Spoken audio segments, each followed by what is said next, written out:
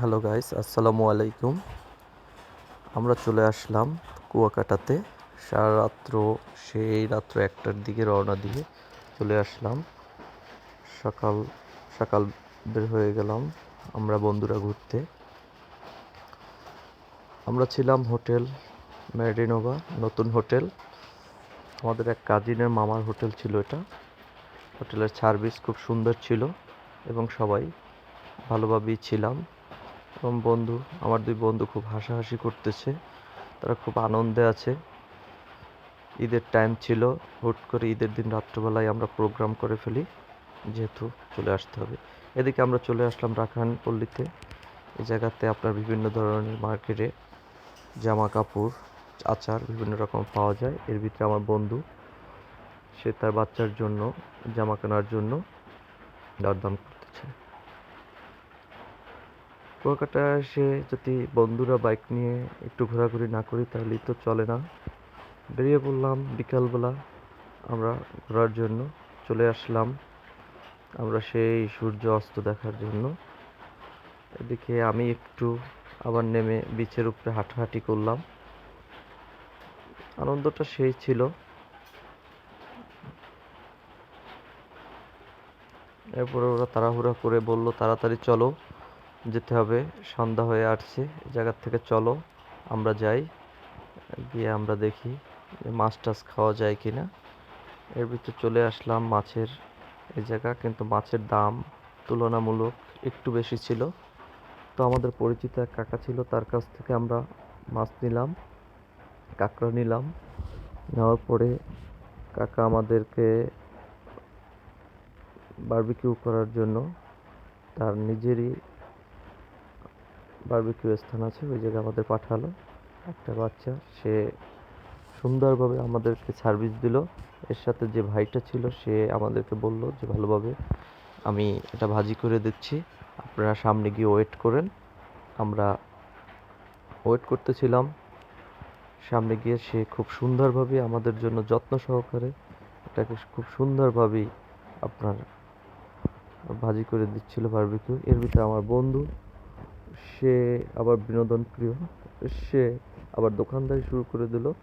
আর এক বন্ধু, তার সাথে দরাদরি চলছিল, যেহেতু ও ছিল দোকানের মালিক, আর এক বন্ধু ছিল ক্রেতা।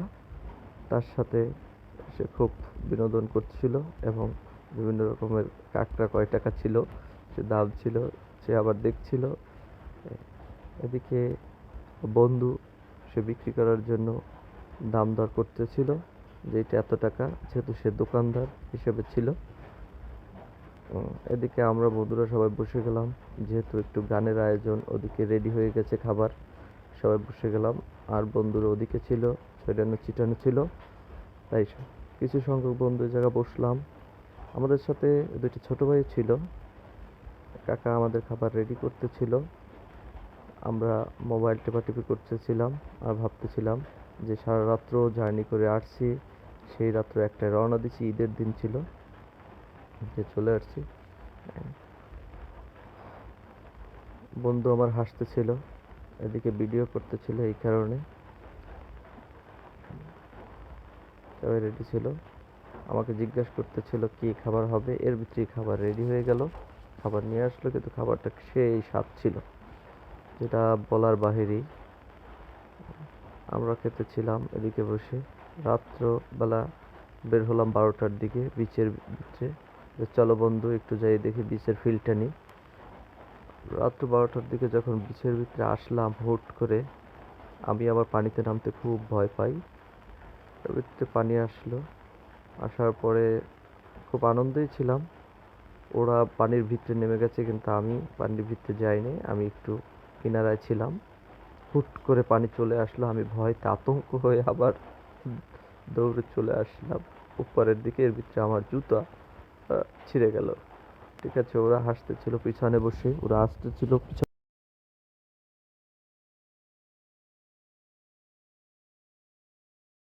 হয়ে গেল। ঘুম দিলাম, ঘুমের পর সকাল হয়ে গেল। আমরা সূর্য তা দেখার জন্য সেই বিচে চলে গেলাম। আমার বন্ধু একটু ছবি তোলার জন্য প্রস্তুত নিচ্ছিল এবং ও ভাবতেছিল যে কি একটা অবস্থা, সকাল সকাল উঠতে হয়েছে, আমাদের চেহারার অবস্থা খুব খারাপ হয়ে গেছিল। এর ভিতরে আমরা সূর্যোদয় দুটোই দেখেছি। সূর্যোদয় যখন সূর্যটা ওঠে খুব দেখার জন্য সবাই ওদের আগ্রহে দাঁড়িয়ে থাকে। অনেক লোক এ জায়গা বিচের উপরে উপস্থিত ছিল। সকাল সকাল খুব ভোরবেলা উঠে গেছি এবং আবহাওয়াটা খুব ভালোই ছিল। চলে আসলাম আমরা সেই বিচে। সবাই কুয়াকাটা যারা পর্যটক ছিল তারাও এই জায়গায় সকাল সকাল চলে আসে এবং মোমেন্টটা ছিল খুব সুন্দর। এরপরে দেখতে পেলাম যে আমাদের সাথে সূর্য উঠতেছিল। আমরা সূর্য ওঠা দেখে আমরা আবার হোটেলের দিকে রওনা হলাম। রওনা হতে হতে এদিকে বসে সেই আড্ডা শুরু করে দিলাম। আমরা সেই একটা ভ্যানে করে চলে আসলাম, আমাদের বাইক নিয়ে আসিনি, ভ্যানে করে চলে আসলাম। এখন সবাই আমরা এই দৃশ্যটা দেখে খুব মুগ্ধ যে হ্যাঁ, দেখো তো আবহাওয়াটা খুব সুন্দর ছিল। সকাল সকাল আমরা ভ্যানে, আমাদের চেহারার অবস্থা কি ছিল, ঠিক আছে, এটা নিয়ে আমরা সবাই কথাবার্তা বলতেছিলাম। এর ভিতরে হোটেল থেকে বের হয়ে আবার দুপুরবেলা আসলাম সেই বিচে। বিচে আসার পরে সেই আম বানানি খেতে আসলাম। আপনারা যদি কুয়াকাটা আছেন এই মামার কাছ থেকে খেতে পারেন। সেই সুন্দর করে আম বানিয়ে দেবে, তারপর হলো যে কলা বানিয়ে দেবে, খুব স্বাদ ছিল। মামাটা খুব ভালোই ছিল, আমাদেরকে খুব সুন্দরভাবে বানিয়ে দিচ্ছিল। আমরা খুব মজা পাইতেছিলাম। এর ভিতরে আমরা খাইতেছিলাম, ওরা হুট করে চলে গেল বিচের ভিতরে ফুটবল নিয়ে। আমি বলতেছিলাম, আমার ডাকাটাকি করছে, আমি বলতেছিলাম যে না মামা তুমি আমাকে আরও দাও মুড়ি বানানি। আমি মুড়ি বানানি আনতেছিলাম, মামা মুড়ি বানিয়ে দিচ্ছিল আমাকে সুন্দর করে এবং মুড়ি বানানিটা সেই ছিল। এদিকে আম বানাচ্ছিল আমার আর এক বন্ধুর জন্য, মানে সেই স্বাদ ছিল। এদিকে হুট করে বৃষ্টির উপর পানি এবং দৃশ্যটা সেই সুন্দর ছিল।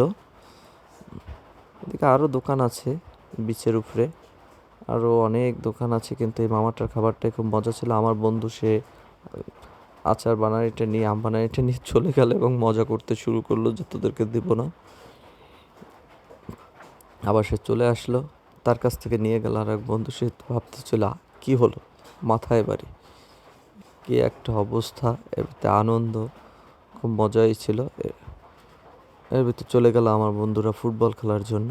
হ্যাঁ, ফুটবল খেলতে চলে গেল, আমাকে ডাকাটাকি করলো। আমি বললাম না বন্ধু আমি যাব না। আমি চলে আসলাম মামার কাছে যে মামা দেখি তো তুমি কি সুন্দর করে বানাও, আমিও একটু বানাতে পারি কি না। মামা আমাকে বলল নেন বানিয়ে দেখেন কীভাবে বানায়। মামা কিন্তু সুন্দর করেই মরিচ কাটতে পারে, দেখেন খুব সুন্দর স্টাইলে মরিচ কাটে, এত তাড়াতাড়ি কাটে। এবং মামার কিন্তু দোকানের চায়ের পাশে শুধু মরিচ, বোম্বাই মরিচ ঝোলানো। মামা আমাদের জন্য মুড়ি বানানো। আমরা হোটেলে গেলাম, দুপুর হয়ে গেলাম, খাওয়া দাওয়া করার পরে আবার বিকালবেলা বেরোয় গেলাম। আমরা চলে গেলাম ঘুরতে বিচে। বিচের এই পরিবেশটা, আপনারা যদি অবশ্যই যান বিচে তাহলে লাল কাঁকড়ার চল চলে যাবেন, কারণ লাল কাঁকড়ার চর খুব সুন্দর এবং দেখার মতো একটি জায়গা। এই জায়গা চলে যাবেন। আমি আমার বন্ধু আমরা বাইক নিয়ে বের হয়ে পড়লাম। বের হতে হতে আমরা চলে গেলাম লাল কাঁকড়ার চরে। সেই মজা এবং ঝাউবন চারপাশের দৃশ্যটা সেই ছিল, ও আমাকে ভিডিওতে দেখাচ্ছিল।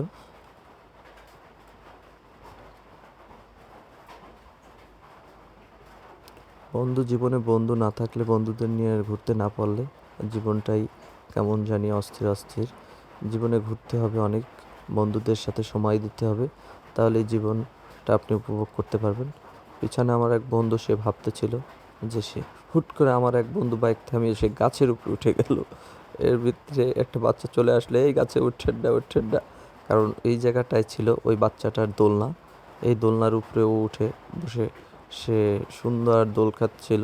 ও সে হুট করে পড়ে যাওয়া ছিল, সেই একটা স্বাদ। এরপরে আমরা আবার রওনা দিলাম সেই লাল কাঁকড়ার চরের দিকে।